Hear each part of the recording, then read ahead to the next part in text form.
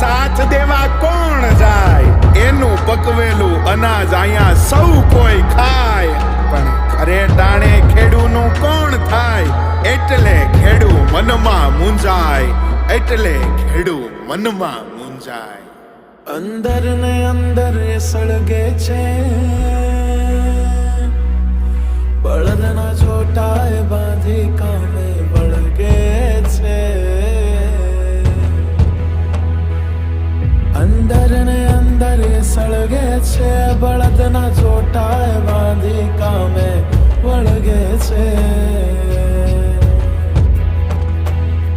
ધ્યાન રાખે છે બધી મોસમનું, ધાન બધાનું, એ તો જીવની જેમ પકવે છે.